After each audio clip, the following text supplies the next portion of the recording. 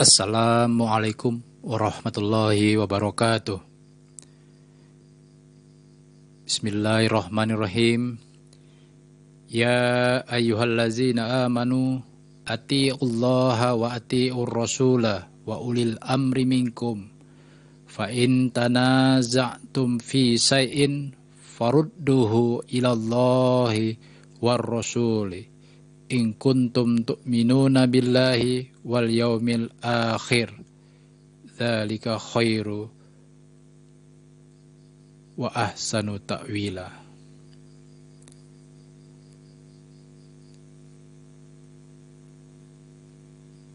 Pada hari ini saya ingin membahas persoalan tentang Rasul ya. Rasulullah maksudnya. Baik musuhnya maupun syarat dan fungsi Ar-Rasul versi Al-Quran.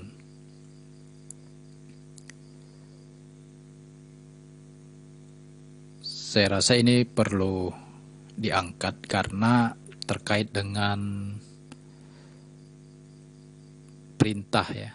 Atiullah wa atiur Rasul.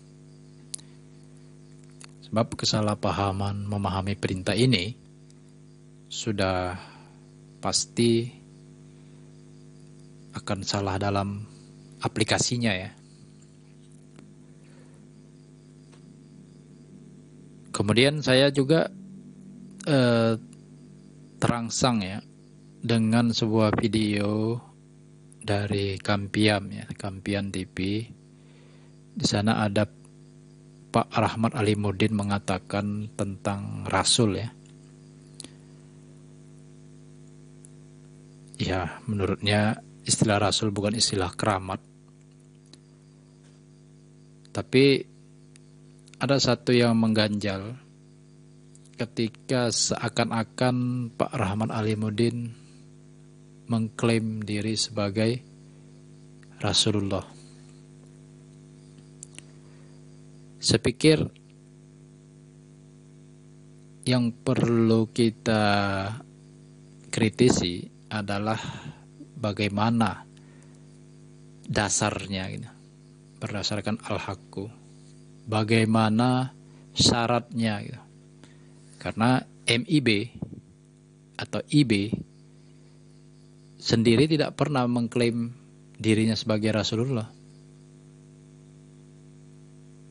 Karena mungkin menyadari belum mencapai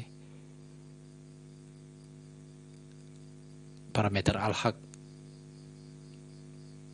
Bahkan beliau pernah mengatakan, belum tentu saya yang memperlakukan Al-Quran ini untuk hidup. Jadi saya pikir itu realistis pada saat itu dikatakan seperti itu. Oleh karena itu, saya mencoba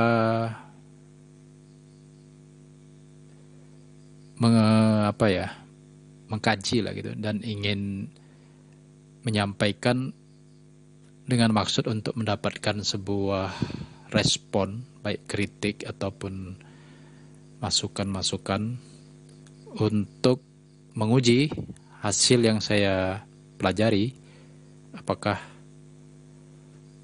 masih perlu dikoreksi, kan seperti itu. Jadi Rasulullah itu sendiri kalau yang saya pahami adalah sebuah solusi.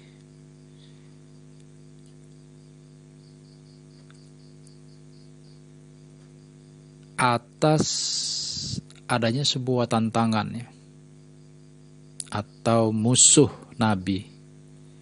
Rasulullah Nabi itu ada musuhnya gitu. Namanya Sayatinal insi wal jinni ya. Setan-setan dari kalangan manusia dan jin.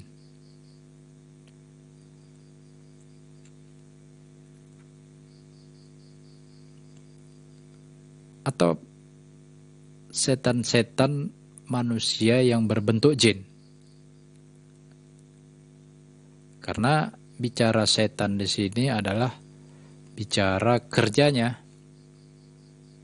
Apa kerjanya? Yaitu yuhi ba'duhum ila ba'din.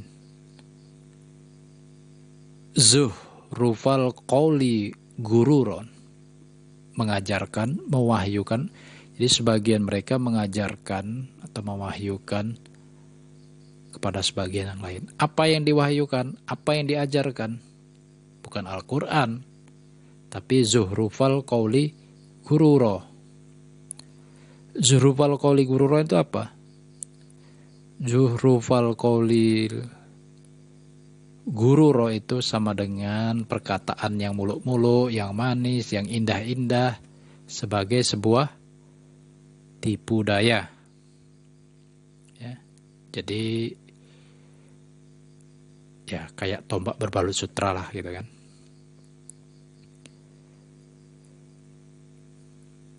Yang intinya adalah pada ayat itu juga disebut, ini surat Al-An'am ini ya, surat Al-An'am ayat 112. Jadi yang mereka wahyukan, yang mereka ajarkan bukan Al-Quran, tetapi ajaran kebohongan yang mereka ada-adakan gitu. Wa ma yaftarun. Jadi di ujung ayat itu dikatakan seperti itu. Perbuatan mereka adalah mengada-ngada gitu. Ya.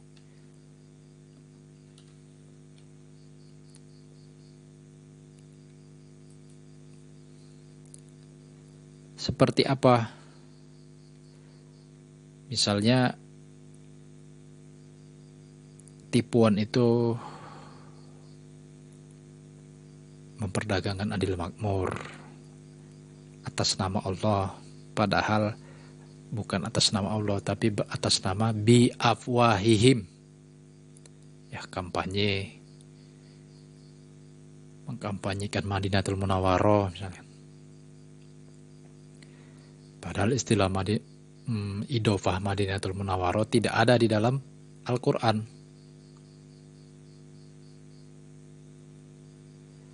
Jadi kalau menurut Allah sih terhadap sikap-sikap seperti itu adalah fazarhum wa ma yaftarun.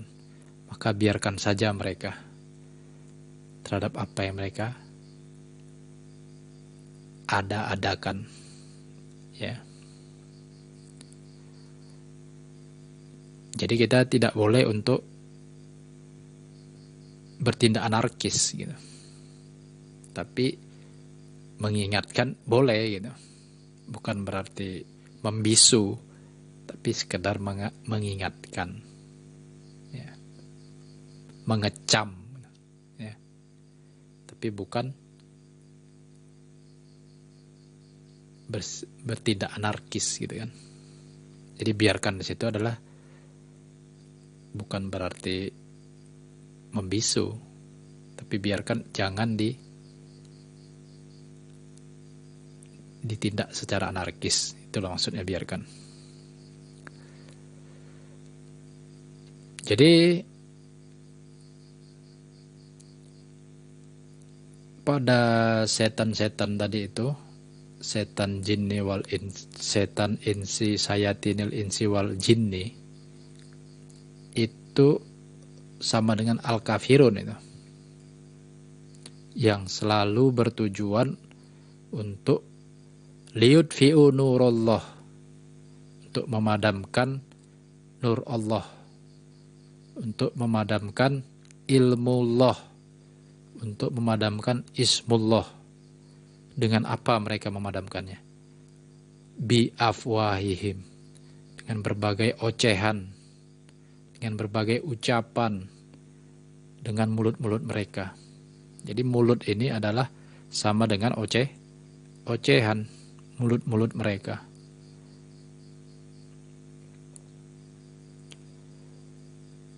Jadi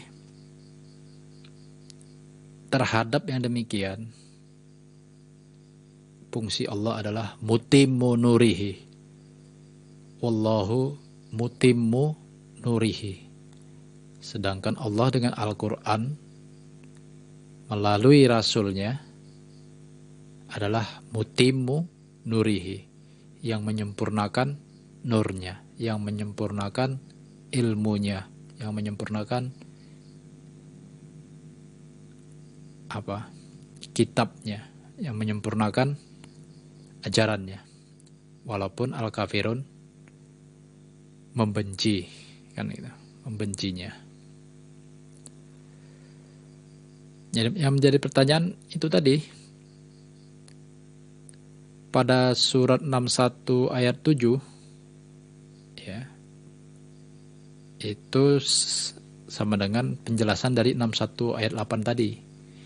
Jadi memadamkan itu sama dengan iftaro alallah al-kazib, mengada-ngadakan al-kazib, kebohongan, manipulasi, ajaran manipulatif atas nama Allah, atas nama kitabullah, atas nama Islam, Islamisme ya. Padahal dia yang mengada-ngadakan tadi itu diajak, didakwakan, diharapkan hidup menurut al-Islam.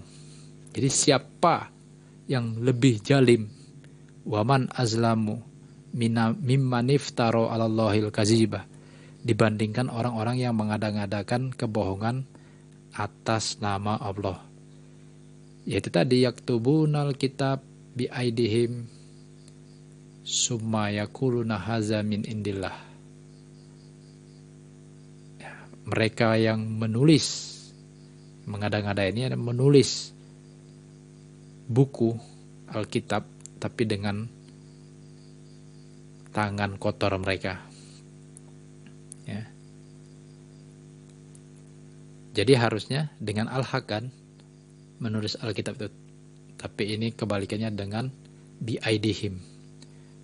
Kemudian bohongnya itu yang tulis tangan mereka itu dibilang sumayakuluna hazamin indillah, ini dari Allah. Itu yang disebut mengada-ngadakan kebohongan atas nama Allah. Iftaro 'alallahil kazibah. Yang enggak bohong itu apa? Yud'a ilal Islam. Makanya enggak ada itu Islam A, Islam B, Islam C sampai Islam Z, itu semuanya hanya Islamisme itu. Jadi tidak benar, yang benar itu adalah al-Islam. Karena dia itu didakwah, diharapkan, dituntut hidup menurut al-Islam oleh Allah, oleh Rasul, oleh pendakwah. Wallahu la yahdil qaumaz zalimin. Sedangkan Allah tidak membimbing kaum yang zolimin. Jadi kaum yang zolimin itu adalah kaum yang hidup berdasarkan al-kazib, hidup berdasarkan kebohongan yang diada-adakan, lawan dari al-Islam. Jadi bagaimana ajaran yang mengada-ngada itu bermula gitu. Jadi untuk mengada-ngadakan sebuah kebohongan, ajaran manipulatif atas nama Allah ya. Padahal itu yaktubunal kitab biaidihim, tapi mengatakan hazamin indillah, itu dimulai dari nomenklatur ya, dari penamaan, dari terminologi. Seperti halnya mobil misalnya kan, untuk membuat mobil itu celaka sebenarnya tidak sulit, cukup dikendurkan saja baut-bautnya ya, yang mengikat mobil itu, mesin baut semualah, baut roda dikendurkan semua, itu bakal celaka. atau ditukar dengan baut plastik yang tidak standar, maka dia akan celaka. Ya, seperti itu. Sebuah ajaran itu dibangun berdasarkan kalimat, terminologi, ism, ismullah, ismu rabbik, bukan berdasarkan asma'un samaitumuha, penamaan-penamaan yang diada-adakan, yang Allah tidak pernah turunkan. Jadi ini penting. Penamaan-penamaan, nomenklatur yang tidak Allah turunkan ini, itu yang selama ini orang menyembah. Berdasarkan itu orang menyembah, mengabdi. Itu yang jadi masalah. In hiya illa asma'un samaitumuha antum wa aba'ukum ma anzalallahu biha min sultan. Tidak lain hanyalah penamaan-penamaan yang kalian menama-namakannya, baik kalian dan nenek moyang kalian. Allah tidak menurunkan itu sebagai sejenis sultan. Tetapi mereka mengikuti atau hanya mengikuti azonnah. Jadi semacam dugaan. Jadi menduga-duga, mungkin benar dianggap kan, mungkin salah. Jadi dugaan itu sendiri adalah kebanyakan menyimpang.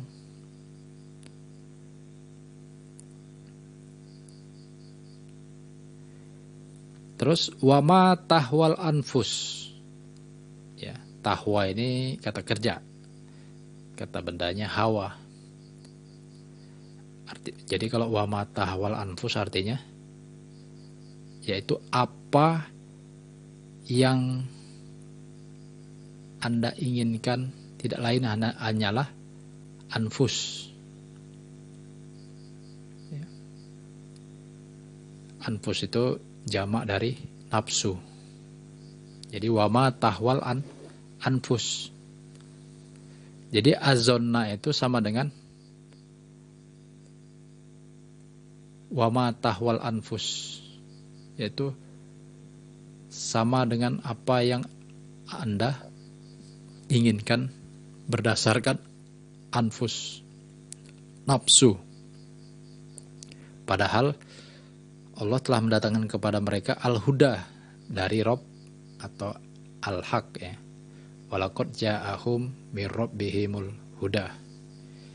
Itu ada pada surat An-Nazm ayat 23 ya. Jadi yang ingin saya sampaikan di sini adalah bahwa mengada-ngadakan kebohongan itu atau ajaran manipulatif mengatasnamakan dari Allah itu dengan cara menulis Alkitab, buku-buku tafsir, buku-buku ya selain dari Al-Quran lah. Tapi mengatakan itu dari Allah. Ini yang jadi masalah. Itu dimulai dari nomenklatur ya. Manipulasi itu diawali dari manipulasi nomenklaturnya. Itulah yang diikuti sebagai hipotesis az-zonnah, dugaan. Dan Allah tidak menurunkan itu sebagai sejenis sultan. Sultan itu adalah kekuatan hukum. Jadi bicara sultan adalah bicara al-hukum. Bicara apa sultanim? Kekuatan hukum yang menerangkan, sultanim mubin. Pada surat lain disebutkan seperti itu, sultanin mubin. Nah, masih terkait dengan betapa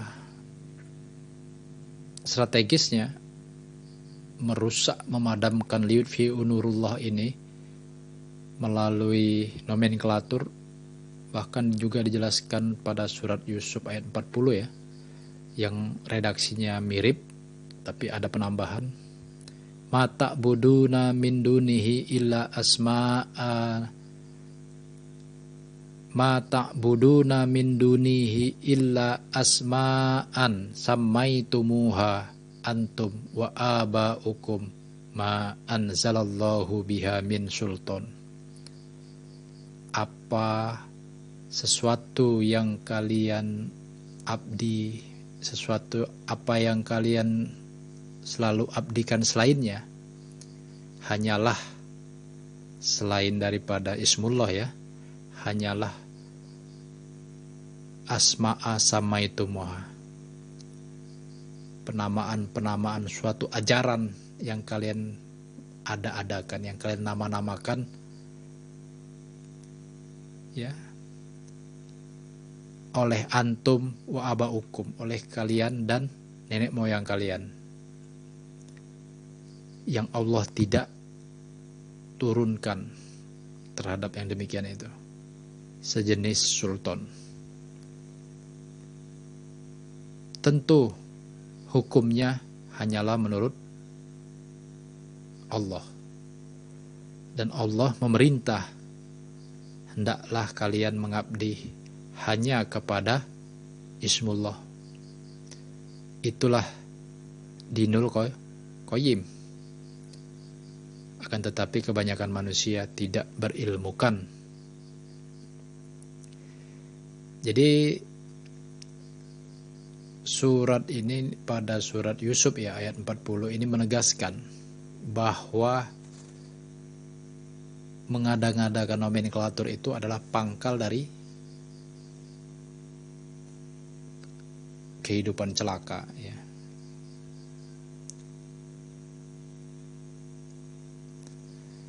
Jadi Allah bertanya, waman azlamu mimman iftara 'alallahil kaziba. Siapa yang lebih zalim, yang paling zalim dibandingkan dia yang mengada-ngadakan kebohongan tapi mengatasnamakan Allah, sedangkan dia didakwah, dituntut, diharapkan hidup menurut al-Islam. Maka Allah tidak membimbing kaum yang zolimin. Nah, mengada-ngada ini sama juga dengan talbisu al-haqq, yaitu menyamarkan, wala talbisul haqqo bil batil. Janganlah kalian menyamarkan al-haq. Dengan apa menyamarkan al-haq? Dengan al-batil, dengan azonna, dengan bi'abwahihim ya, dengan bi'aidihim, itu bil batil. Jadi cara menyamarkan itu ya dengan kebohongan. Ya katakanlah ada cat putih disiram dengan cat hitam, maka menjadi samar dia putihnya, abu-abu. Kan gitu. Ini pola-pola kazaba ini, talbisul haqqo bil batil. Sedangkan pola tawalanya wataktumu al haqqo wa antum ta'lamun. Dan janganlah kalian menyembunyikan al-haq.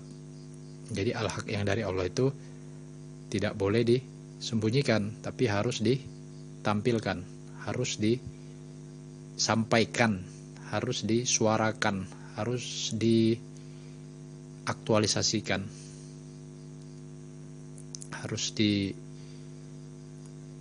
ditampilkan, dikeluarkan gitu. Jangan dikubur gitu. Wa antum ta'lamun, sedangkan kalian mengetahui, kan gitu. Jadi bagi orang yang mengetahui itu dilarang menyembunyikan al-haq itu, membisu, kan menyembunyikan. Seperti itu ya. Jadi seluruh ayat-ayat Allah, baik yang tersurat maupun yang tersirat, baik yang mubin maupun yang mutasabihat ya, itu tidak boleh dibongkar pasang dari ikatannya yang sejenis, dari konteksnya.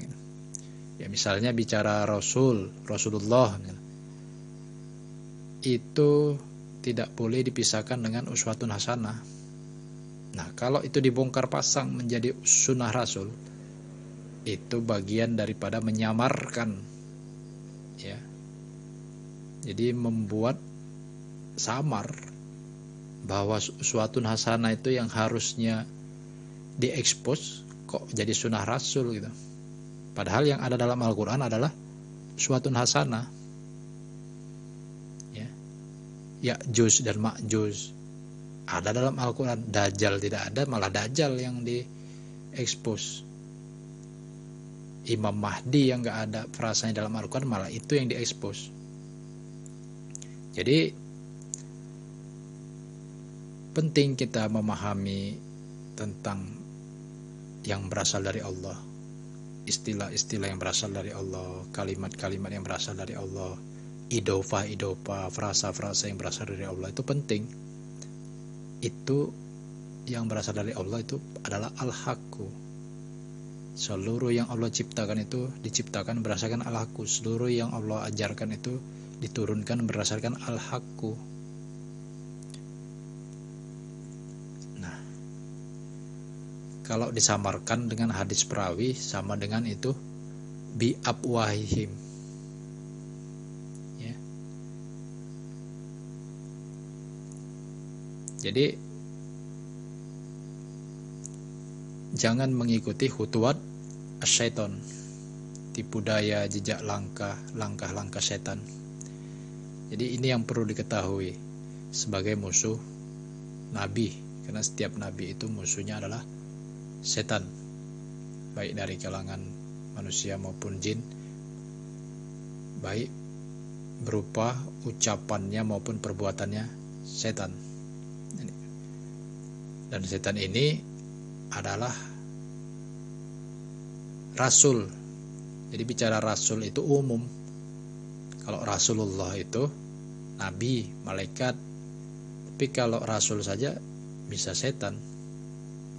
Makanya setan itu tidak diciptakan tapi diutus, dirisalahkan.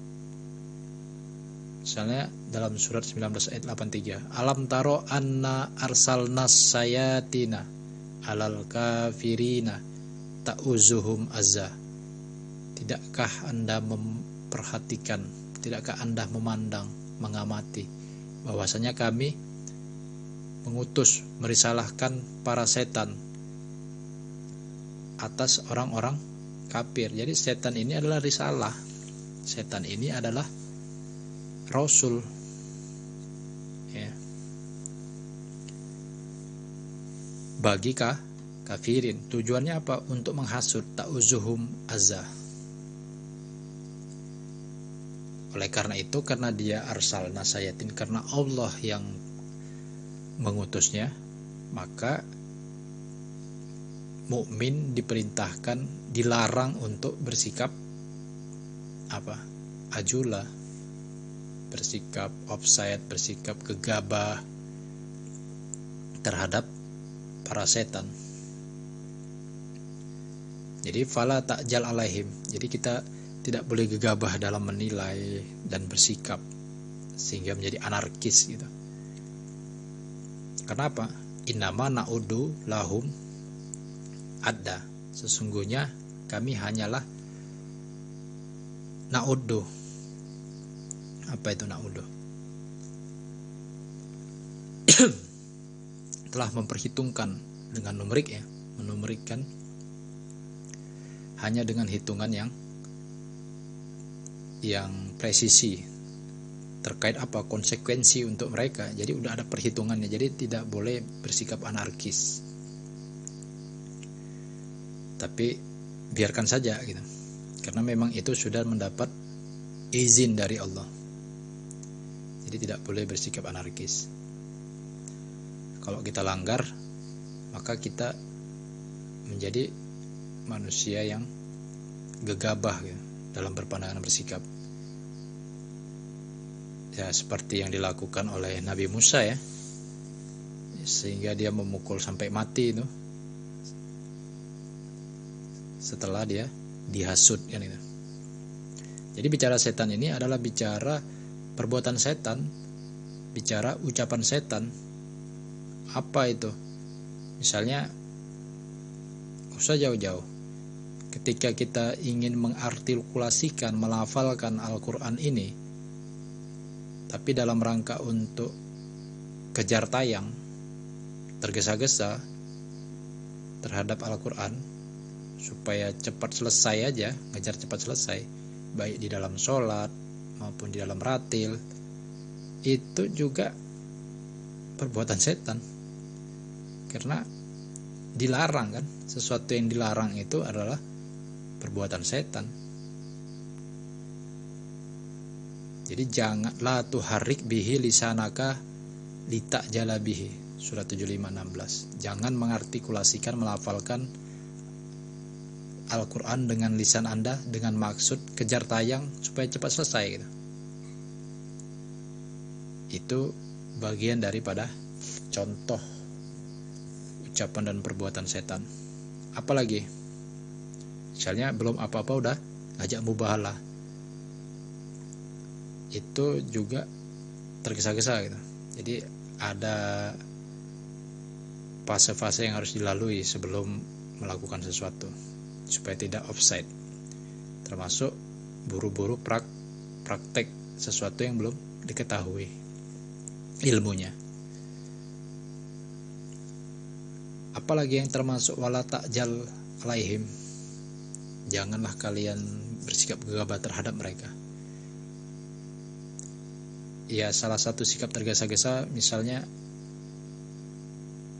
ketika diperintah beriman terhadap apa yang diturunkan, yaitu Al-Quran, tapi belum apa-apa sudah menutup diri dengannya atau menolak atau bersikap negatif. Itu adalah bagian daripada tergesa-gesa.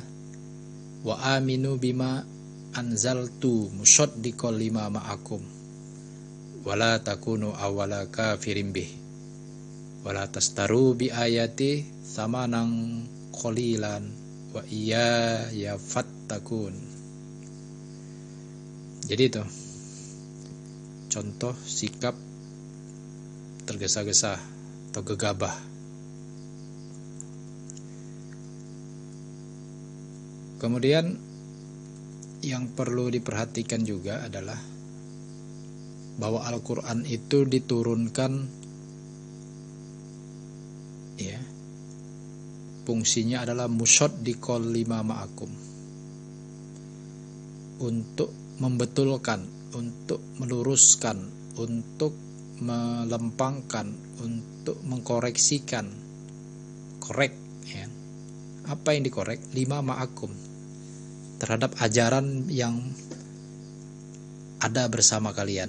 Apa ajaran yang bersama kalian? Ya, ajaran setan, kan gitu. Hasil manipulasi setan kalangan jin dan manusia, ajaran yang diadakan oleh kalian maupun nenek moyang kalian. Nah, justru Al-Quran itu fungsinya untuk meluruskan, melempangkan, membetulkan, mengkoreksi, ya, lima ma'akum. Jadi pada kata-kata musaddiqal lima ma'akum ini itu sama juga dengan musaddiqal lima baina yadaihi minal kitab. Jadi Al-Quran itu Allah turunkan kepada Anda, ya, Alkitab, ya, tulisannya itu, tulisan Al-Quran itu diturunkan dengan Al-Haq,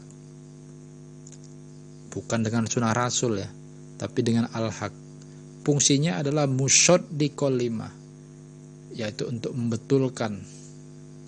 Jadi bukan membenarkan, ya, tapi membetulkan. Kalau membenarkan itu berarti yang sudah benar tinggal dibenarkan. Ini yang salah, yang keliru, yang dikoreksi. Apa yang keliru? Lima baina yadaihi minal kitab. Jadi lima baina yadaihi minal kitab ini sama konteksnya dengan yang negatif tadi, yaktubunal kitab bi aidihim summa yaquluna haja min indillah. Jadi ini yang dikoreksi. Sehingga dengan ini dikoreksi, sehingga fungsi daripada Alkitab yang diturunkan itu dengan al-haq menjadi fungsinya sebagai muhaiminan alaihi, yaitu yang menjaga atas berdasarkan al-haq alaihi. Maka berdasarkan Alkitab yang diturunkan bil haqqi tadi, ya untuk meluruskan itu sama dengan fahkum, maka hakimilah, ya kan? Putuskan hukumnya, putusan hukumnya di antara mereka yang berselisih, bainahum. Kenapa berselisih? Ya karena hidupnya menurut 5 baina yadaihi minal kitab, berdasarkan yaktubunal kitab biaidihim, yadaihi biaidihim, ya, bainahum. Jadi fahkum, hakimilah di antara mereka yang berselisih tadi, karena hidupnya berdasarkan ajaran yang menyelisih, kan itu. Dengan apa fahkum? Bima anzalallahu, dengan ajaran yang Allah telah turunkan. Sebaliknya, jangan ikuti wala tattabi ahwaahum, ya, jangan ikuti hawa-hawa mereka. Hawa-hawa mereka itu adalah apa? Asumsi-asumsi mereka, perspektif mereka, mereka yang dikecam oleh Allah tadi, kan itu. Atas apa yang Allah telah datangkan pada Anda dari menurut sejenis al-haq. Jadi ketika didatangkan kepada Anda ayat-ayat Allah menjadi al-haq itu tadi, sebagai al-haq, maka jangan ikuti ahwahum. Ya. Ahwahum itu adalah kalbuhum, seperti anjingnya mereka. Nah, karena apa? Likulli ja'alna minkum syir'atan wa minhajan. Ya. Untuk setiap umat, kami telah menjadikan di antara kalian itu adalah aturan, berbagai aturan dan sebagai cara hidup yang terang benderang, wa minhajan. Maka seandainya Allah telah menghendaki, benar-benar Dia menjadikan kalian sebagai umatan wahidatan, umat yang satu, ya.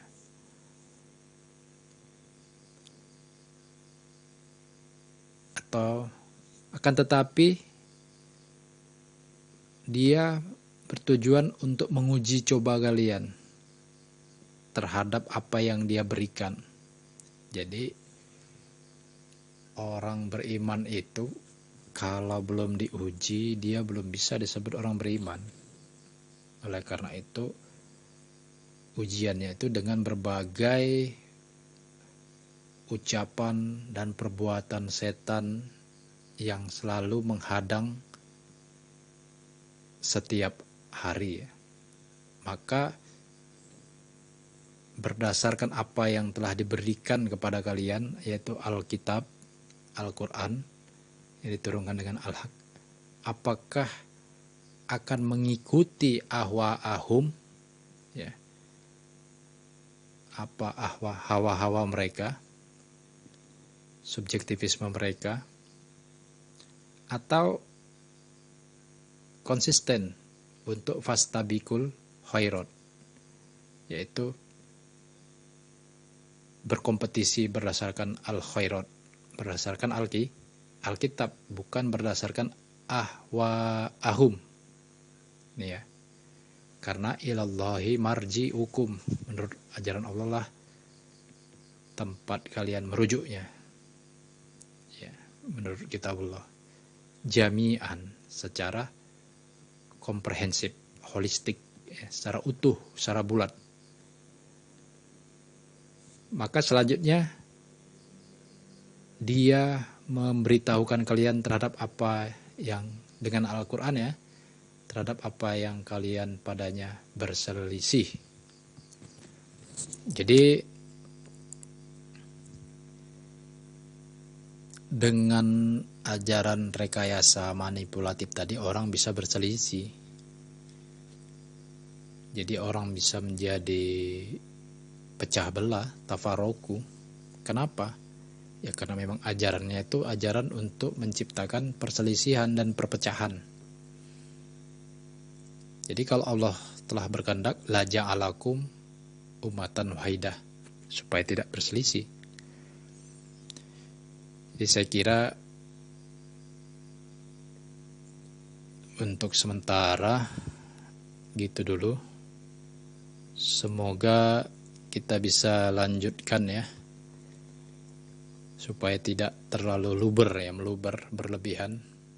Karena makan pun kan harus sesuai proporsinya, tidak berlebihan. Kalau berlebihan juga bisa muntah. Jadi saya pikir untuk sementara itu dulu. Namun sebelum saya tutup, saya ingin menyimpulkan bahwa musuh Rasulullah adalah Rasulullah sama dengan Rasulun Nabi adalah sayatinal insi wal jinni. Ya, bicara setan adalah bicara qaul syaiton nirajim, dan Al-Quran itu bukanlah bahasa atau perkataan setan rajim. Wa ma huwa biqauli syaiton rajim. Jadi setan itu tidak Al-Quran dia. Tidak Al-Quran yang utuh tadi ya. Sebagai referensi yang komprehensif, bukan itu omongan setan. Karena bahasa Al-Quran itu bukanlah bahasa atau perkataan biqauli syaitonir rajim. Tapi bahasa Rasulin Karim. Rasulun Karim. Jadi bicara setan itu adalah bicara ucapannya, bahasanya, dan bicara perbuatannya. Seperti yang disebutkan oleh Nabi Musa, qala haza min amali syaiton, amal setannya. Nah itu kalau disimpulkan adalah perbuatannya terdiri dari kazaba wa tawalla. Ara'aita in kazaba wa tawalla. Ya. Saya kira sudah jelas tadi bahwa contoh kazaba itu adalah fawailul lil ladzina yaktubunal kitaba bi aidihim summa yaquluna hadza min indillah liyastaru bihi samanan qalila fawailul lahum mimma katabat aidihim wa wailul lahum mimma yaksibun. Itu contoh kazaba. Sedangkan contoh tawalla adalah lam yakunil ladzina kafaru min ahlil kitabi wal musyrikina mumfakkina hatta ta'tiyahumul bayyinah. Jadi tawalla itu sama dengan mumfakkina,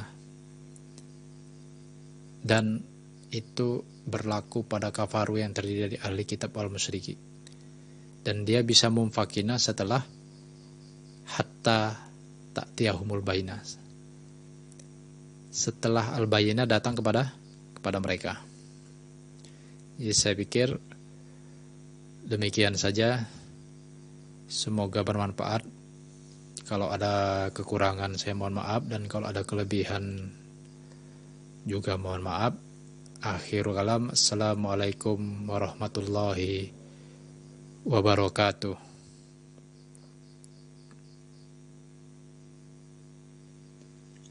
Assalamualaikum warahmatullahi wabarakatuh. Bismillahirrahmanirrahim. Alhamdulillahirabbil alamin. Assalamualaikum warahmatullahi wabarakatuh. Ini saya ingin mengulas sedikit tentang apa itu Rasul, siapa itu Rasul, dan bagaimana segala sesuatunya tentang Rasul. Tentu saja jawabannya kita mesti merujuk kepada Al-Quran, satu-satunya pilihan ilmu. Kalau kita memperhatikan kepada surat Al-Kahfi, surat ke-18 ayat 110 ya. Bunyi ayatnya adalah Qul innama ana basarun mislukum yuha ilayya annama ilahukum ilahun wahidun faman kana yarju liqa'a rabbih falyamal amalan salihan wala yusrik bi ibadati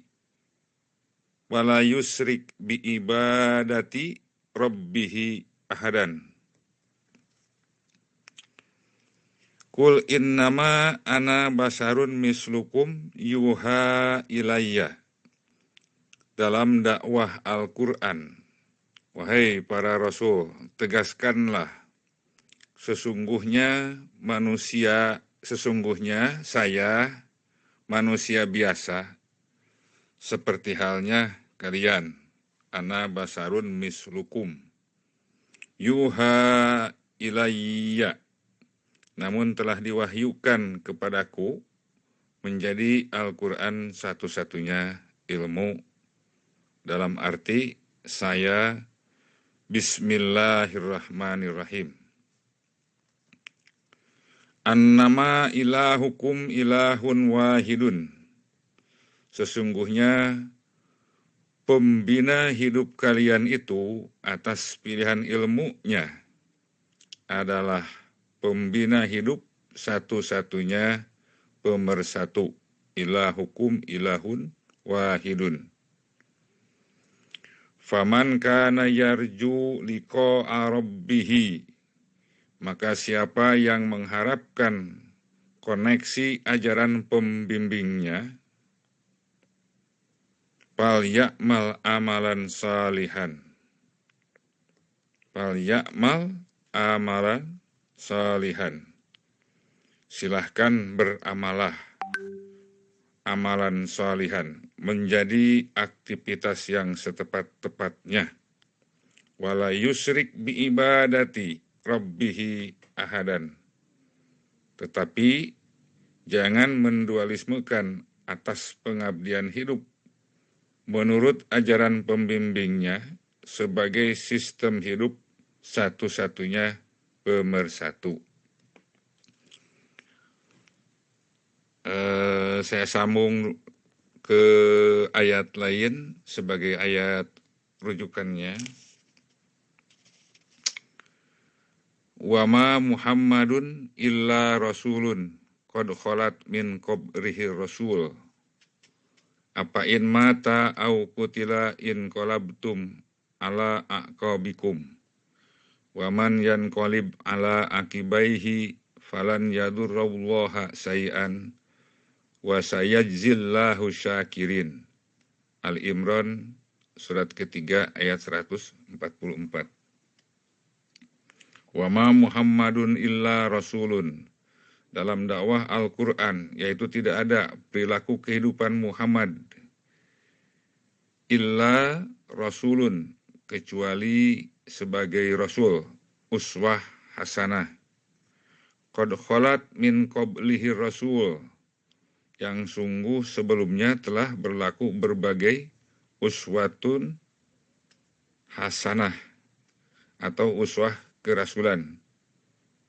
Afain mata au kutila in qalabtum. Apakah jika dia telah mati atau terbunuh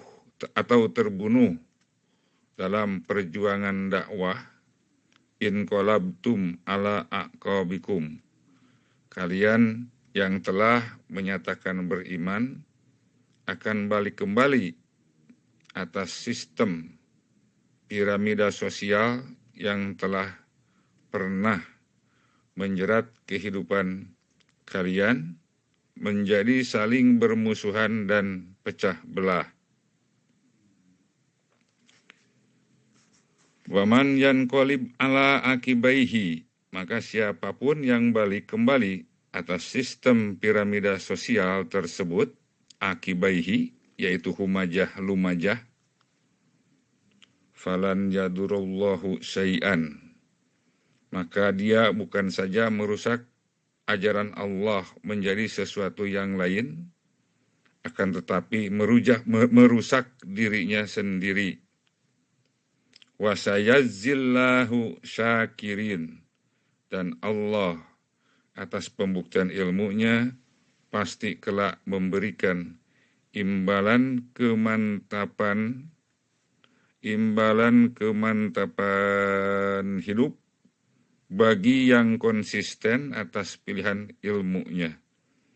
Jadi di sini berbicara Rasul, bukan berbicara personifikasi, bukan bicara nafsun, bukan bicara pribadi, tetapi pure ilmu sebagai pembimbing kesadaran hidup manusia ke arah hidup khair fid dunya hasanah wa fil akhirati hasanah.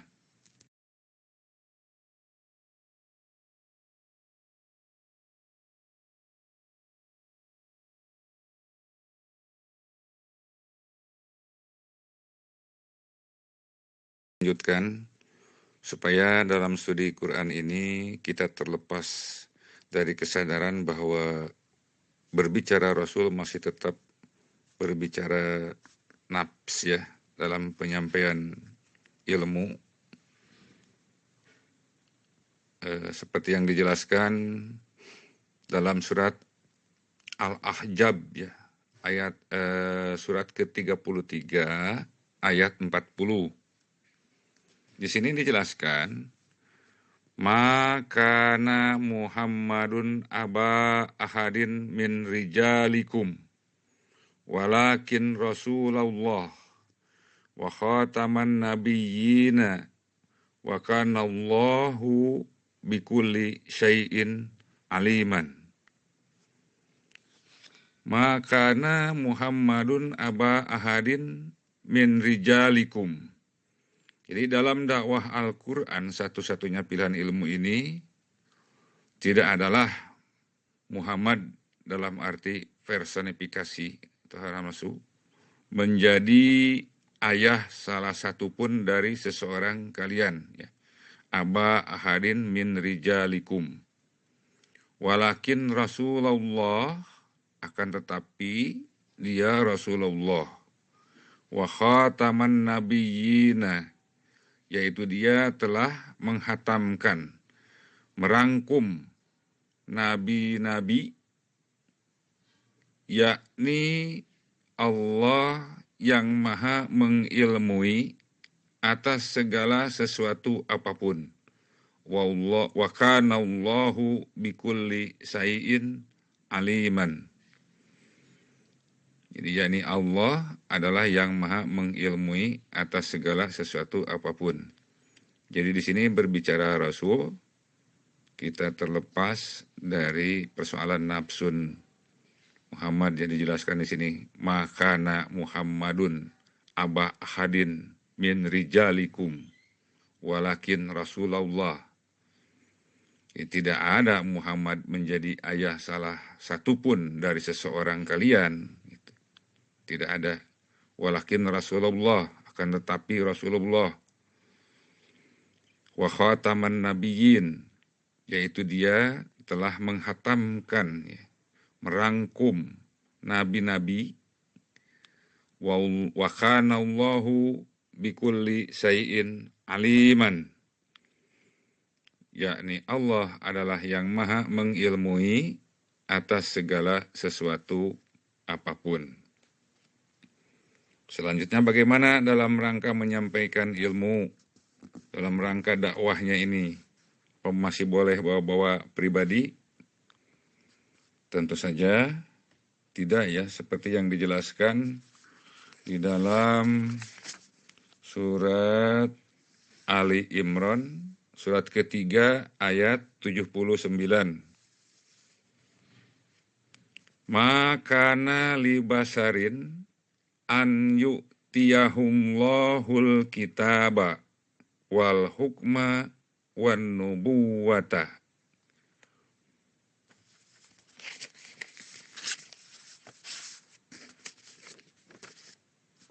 Tidak wajar bagi seseorang manusia bahwa Allah telah mengajarkan satu kitab wal hukma, yaitu satu ketentuan hukum pasti, wan nubuwata, yaitu kenabian, ya, kerasulan, al hikmah, summa yakulu linnas kunu ibadan li. Seterusnya dia menegaskan terhadap manusia. Isi penegasannya begini, kunu ibadan li, hendaklah kalian menjadi abdi-abdi kehidupan dengan ajaran menurut saya. Nah, di sini udah bawa-bawa menurut saya. Tentu saja ini tidak boleh ya, min dunillah, lain dari ajaran Allah. Walakin kunu robbaniyina, akan tetapi walakin kunu robbaniyina, akan tetapi lebih baik katakan saja, hendaknya kalian menjadi pengabdi-pengabdi ajaran yang bersifat robun-robun, ya, yang bersifat robun-robun. Bima kuntum tu'allimuna, terhadap apa yang kalian mengajarkan. Al-kitab, ya, tu'allimunal kitab, wa bima kuntum tadrusun, yakni sesuai dengan apa yang kalian telah mengajarkannya atau sedang lagi akan mengajarkannya. Nah, di sini sudah tidak memenuhi ketentuan kalau masih bawa-bawa nafsun, ya. Jadi makana libasarin an yu'tiyahullahu kitaba wal hukma wan nubuwata summa yaqulu linnas kunu ibadan li. Nah, di sini nih, ibadan li. Jadi hendaknya kalian menjadi pengabdi-pengabdi ajaran menurut saya. Nah, jadi ada menurut saya. Ini sudah menyalahi ketentuan, ya, ketentuan hukum Allah, hukum ilmu. Jadi begitulah, ya, berbicara kita apa itu Rasul, tentu saja harus terlepas dari personifikasi, ya, hawa nafsu atau nafsun, ya. Sebagai penjelasan selanjutnya saya akan menambahkan sedikit merujuk kepada surat Najm, ya. Surat ke-53 ayat ketiga, ayat keempat, dan ayat kelima. Wama yantiku anil hawa, yaitu tidak adalah yang diajarkan para rasul itu dari subjektivismenya. In huwa illa wahyun yuha, tidaklah demikian kecuali wahyu yang telah diajarkan kepadanya. Allamahu syadidul quwa, yaitu dia Allah, allamahu, mengajarkan ilmunya, syadidul quwa, pembina kesadaran hidup, sangat tangguh perkasa. Jadi kalau kita merujuk ke Quran ini, bicara Rasulullah mesti lepas dari personifikasi, tetapi pure ilmu, hukum ilmu, ya. Wan nubuwah wal hikmah wal kitab.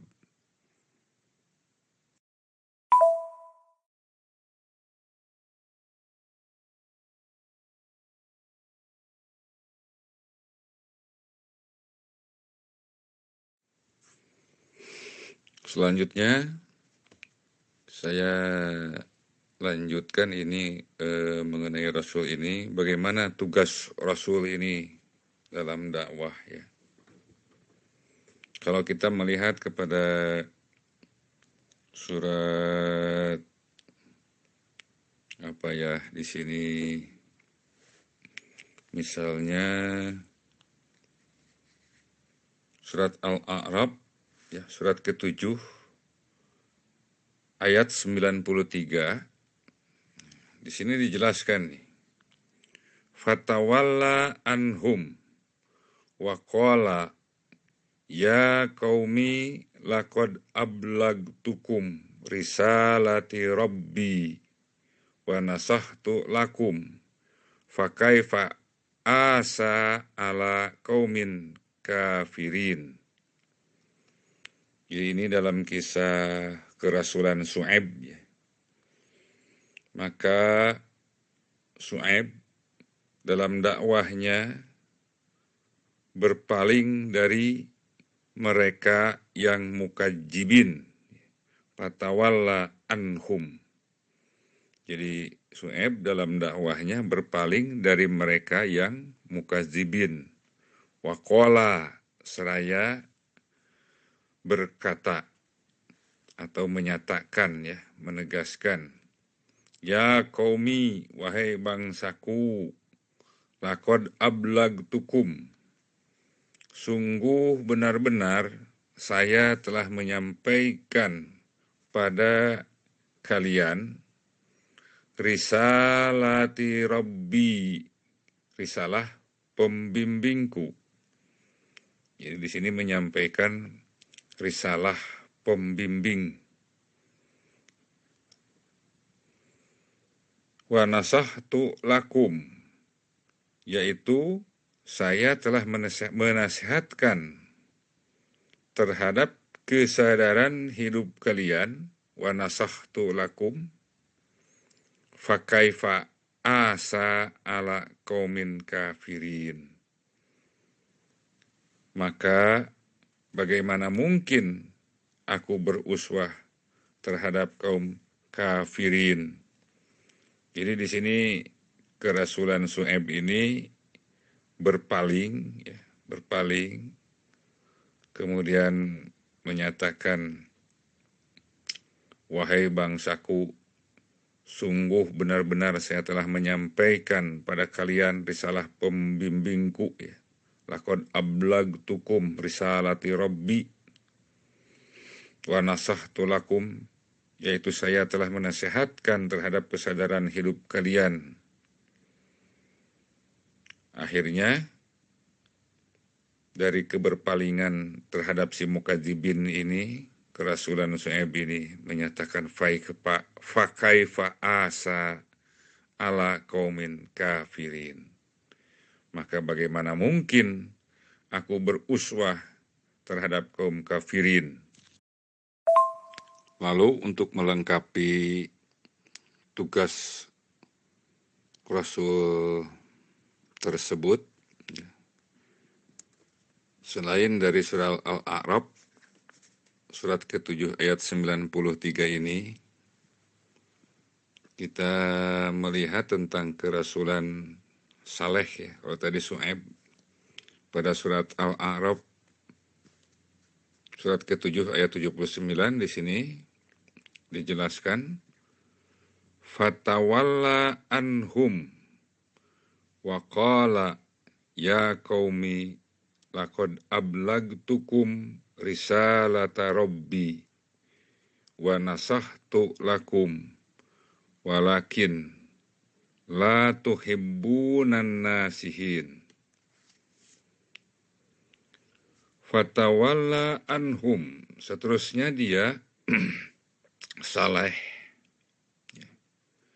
berpaling dari mereka yang mukadzibin, anhum.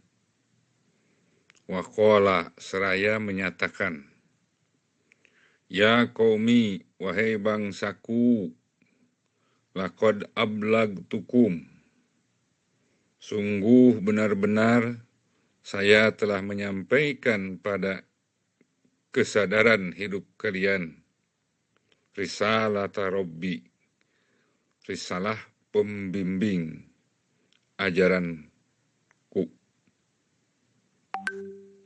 Wa nasahtu lakum, yakni saya telah menasihatkan. Wa nasahtu lakum, yakni saya telah menasehatkan kalian. Walakin la tuhibbuna nasihin. Kalau disambung bacaannya, walakin la tuhibbunan nasihin. Akan tetapi kalian tidak mencintai penasehat kesadaran hidup yang tiada tanding.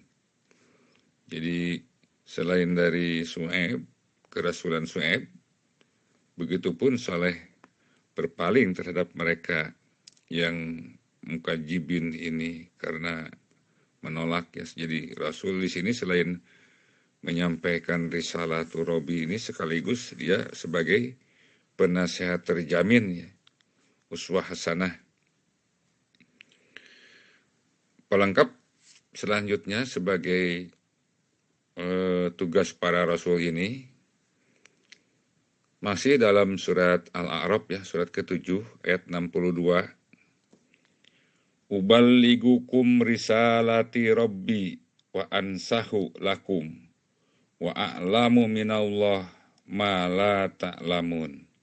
Jadi pada prinsipnya sama, cuma beda redaksinya saja di sini nih. Uballigukum risalati Rabbi. Saya dengan dakwah Al-Quran ini, Hair Lawansar, uballigukum menyampaikan kepada kalian risalati Rabbi, yaitu risalah pembimbingku. Risalah sama dengan ajaran pembimbingku ya. Atau satu pembina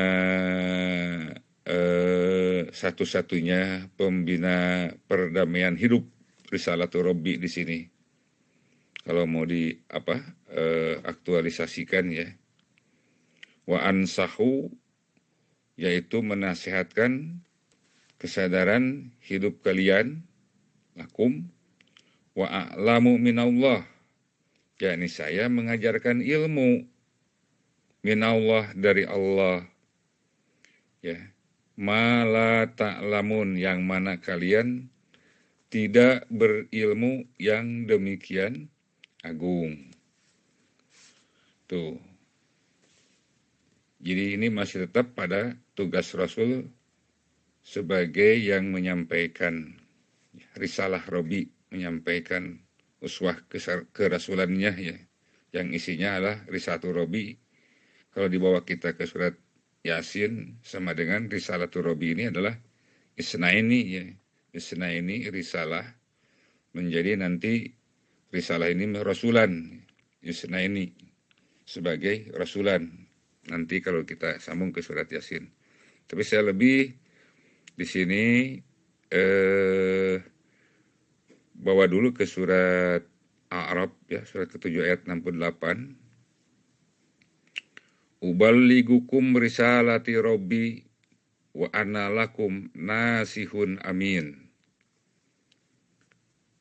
Uballigukum, saya dengan dakwah Al-Quran ini menyampaikan kepada kalian risalatu Rabbi, risalah Rabbi, ya, risalah pembimbingku, wa ana lakum, dan saya bagi kehidupan atau bagi kesadaran hidup kalian, nasihun amin, adalah penasehat terjamin.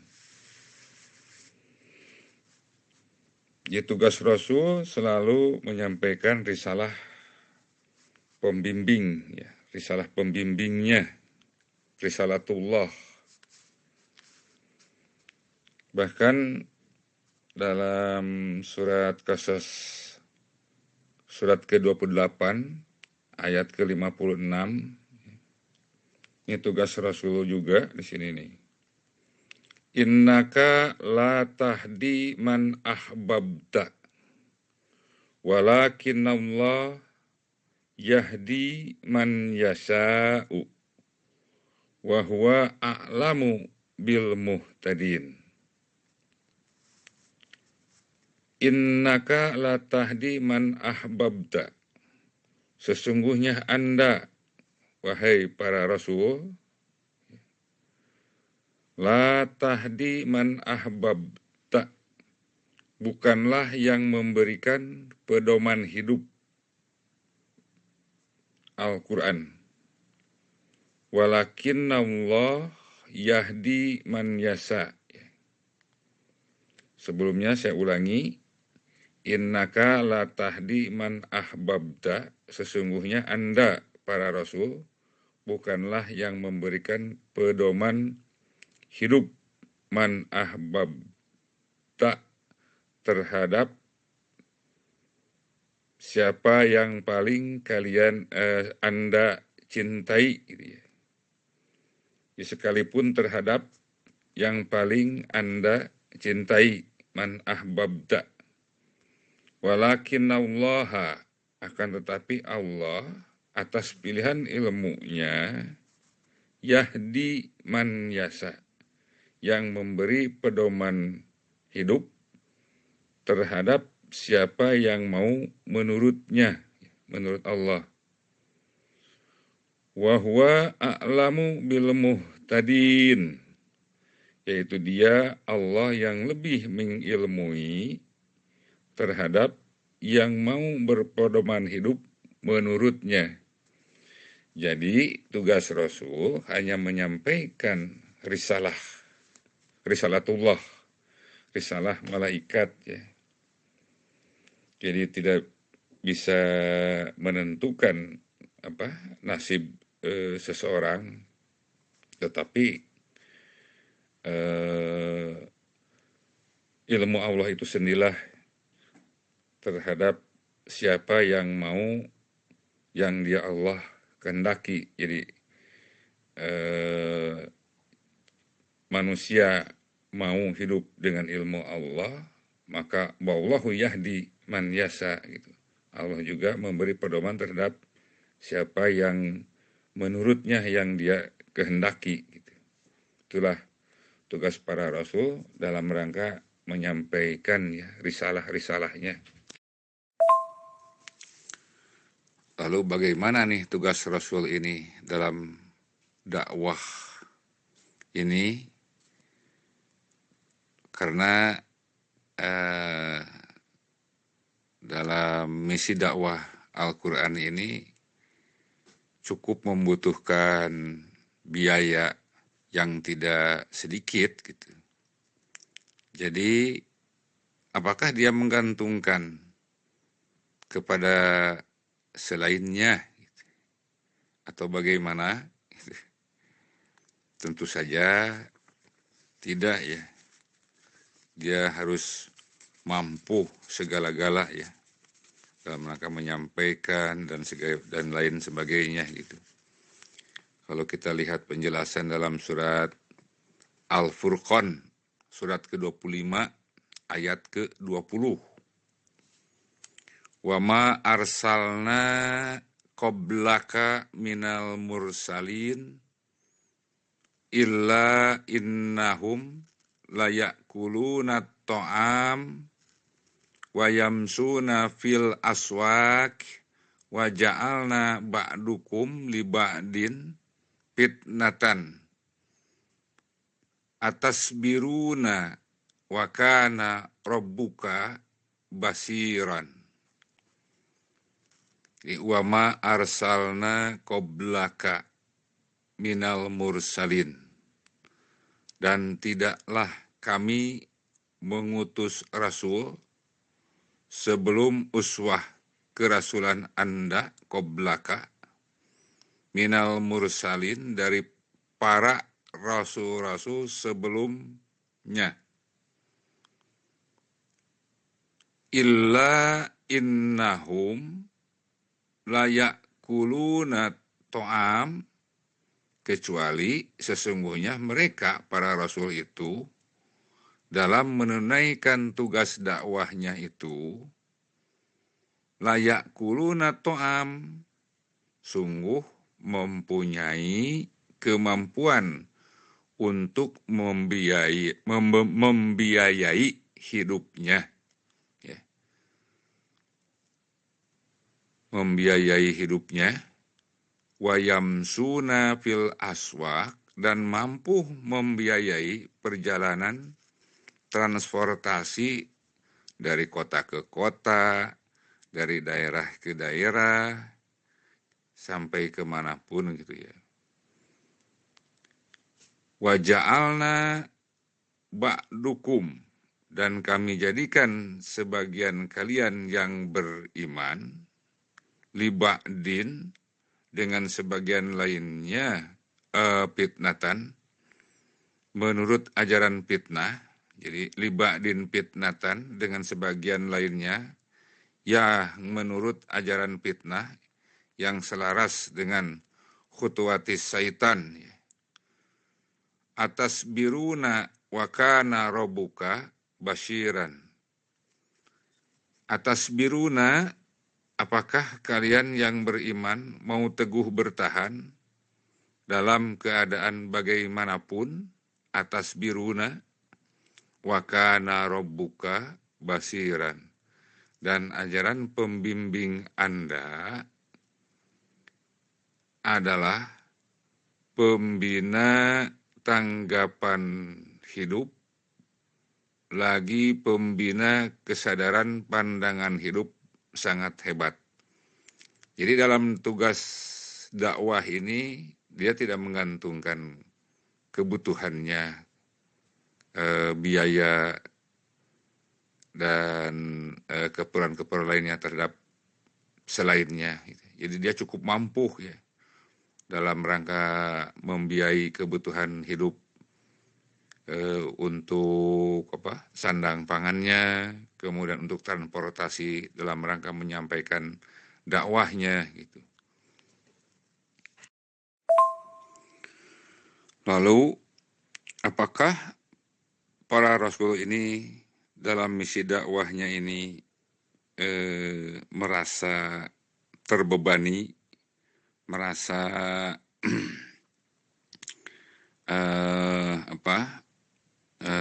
mudah menyerah terhadap perintangan apapun ya, karena luar biasa ya, medan dakwah ini harus memerlukan satu atas biruna tadi ya, kesabaran, keteguhan, dan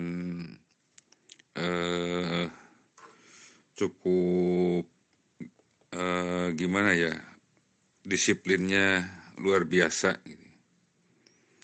Kalau kita melihat atau menyimak kepada Quran surat Ahzab ya, surat ke-33 ya, ayat 38. Di sini dijelaskan, makana ala nabiyyi min harajin fima faradallahu sunnatallah filladhi khalau min qablu wa kana amrullah qadran makduran.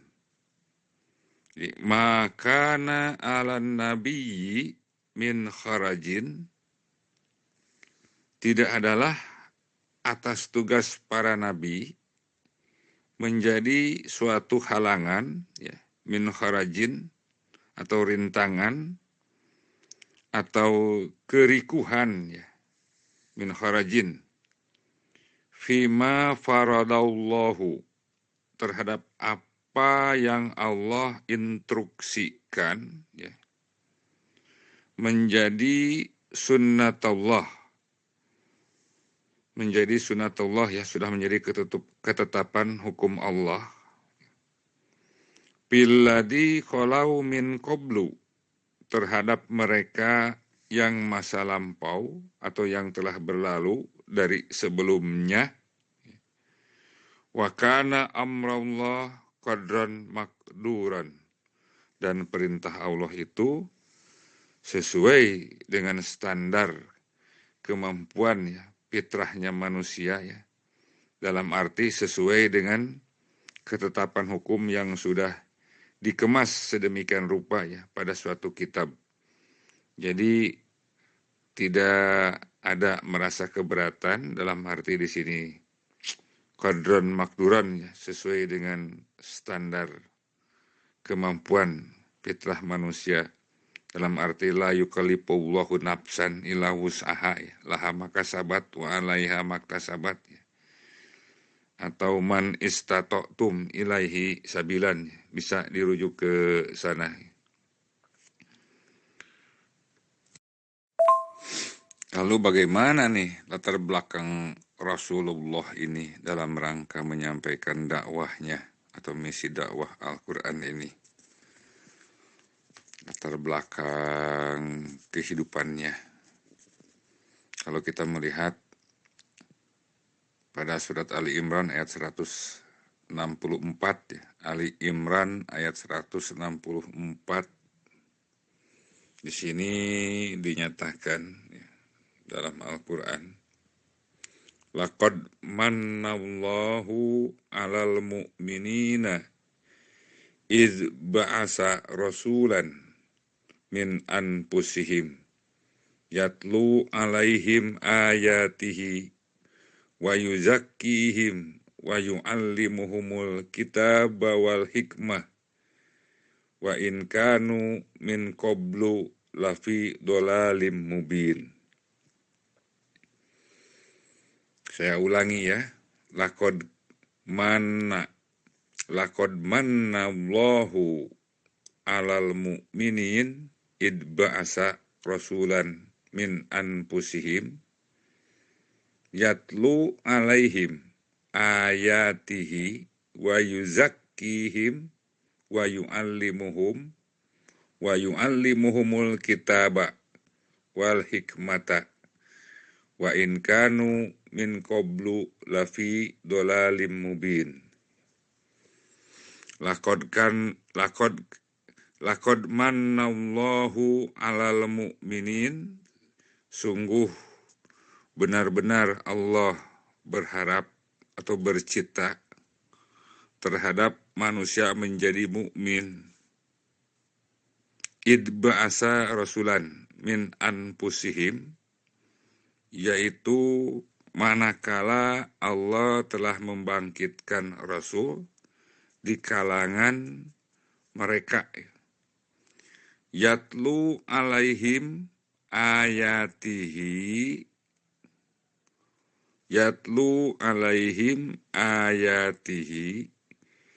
guna setiap para Rasul itu memaparkan pembuktian ilmu wa yuzakkihim. Kalau tadi yatlu 'alaihim ayatihi memaparkan pembuktian ilmunya terhadap kesadaran hidup mereka. Wa yuzakkihim, yaitu membersihkan kesadaran hidup mereka dari akibat kesalahan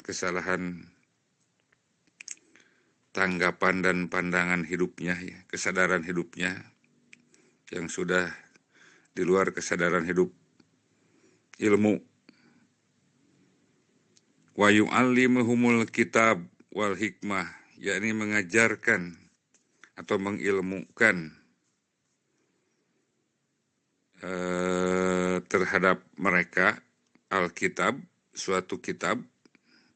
Wa yu'allimuhumul kitab, yakni mengajarkan, mengilmukan terhadap mereka Alkitab, suatu kitab sebagai ketetapan hukum.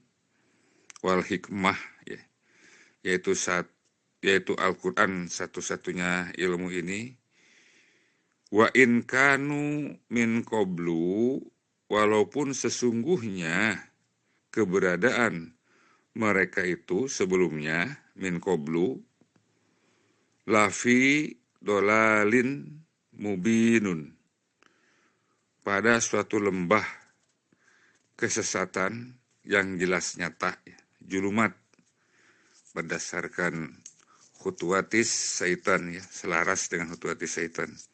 Jadi latar belakang Rasul, walaupun sebelumnya gitu, wa in kanu lafi dolalim mubin, sungguh benar-benar dalam lembah kesesatan yang nyata, ya, jikalaulah bertaubat, ya, mau merevolusikan diri dengan ilmu ini setinggi langit, sekeras baja, Allah tidak menutup kemungkinan gitu. Wallah yahdi man yasha, ya.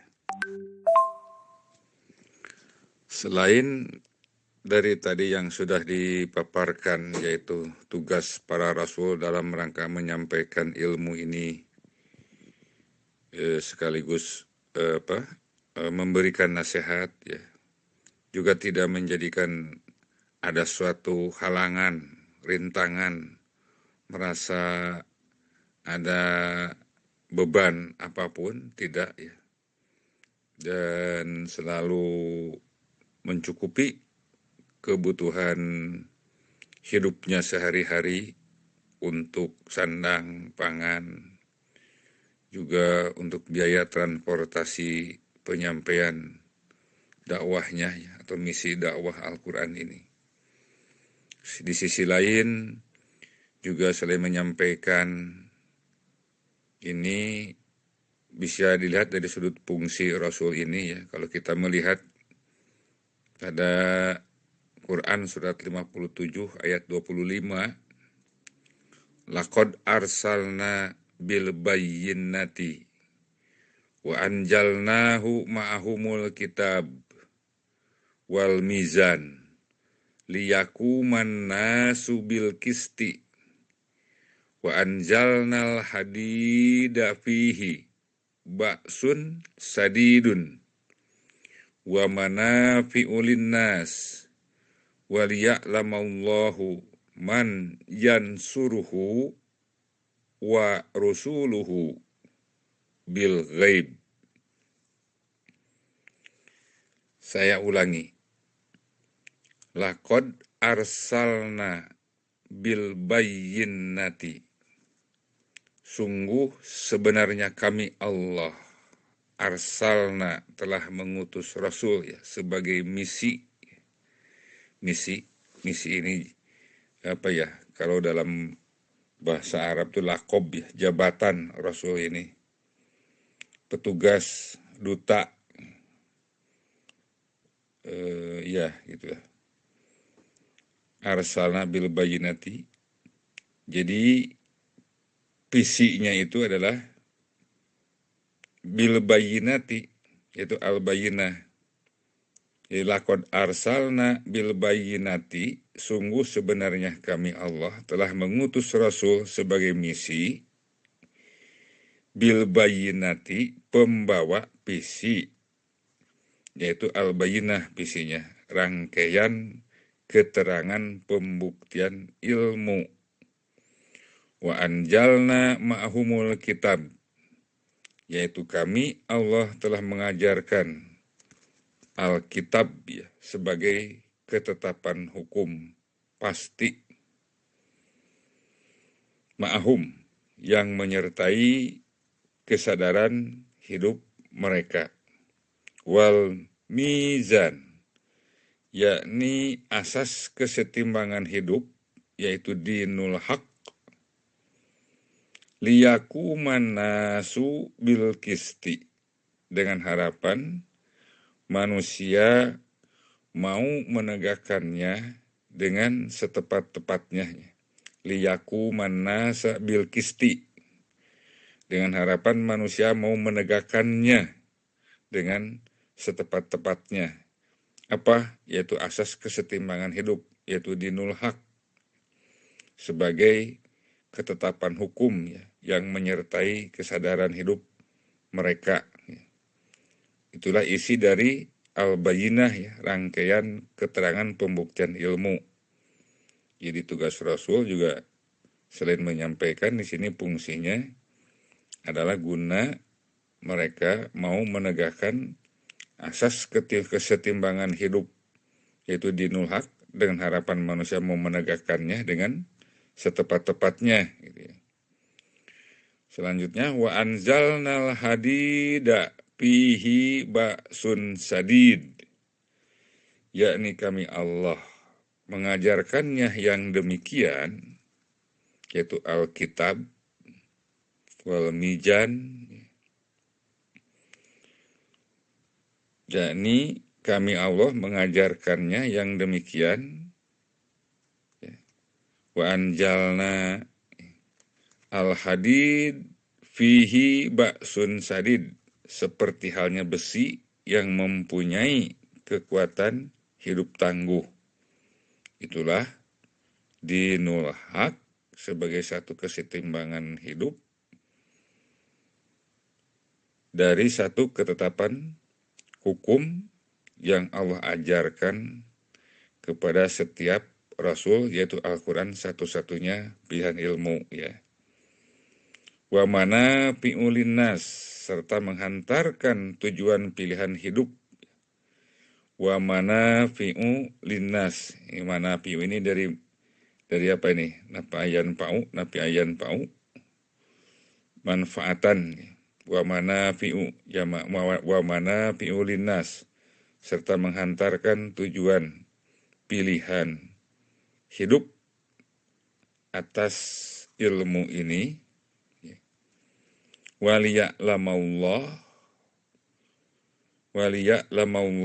yakni guna Allah mengilmui man yansuruhu, terhadap siapa yang mau memenangkan ajaran Allah, wa rusuluhu, yang selaras dengan uswah kerasulannya, bil gaib, menjadi rancangan pasti. Jadi di sini sekaligus ya menyampaikan ilmu, tugasnya tadi juga memperlihatkan fungsinya ya, fungsinya. Bahkan dalam ayat lain juga dijelaskan pada surat Taubah ayat 33 ya, surat ke-9 nih, ayat 33 surat Taubah. Walladzi arsala rasulahu bil huda wa dinil haq liyudhirahu ala dini kullihi walau karihal musyrikun.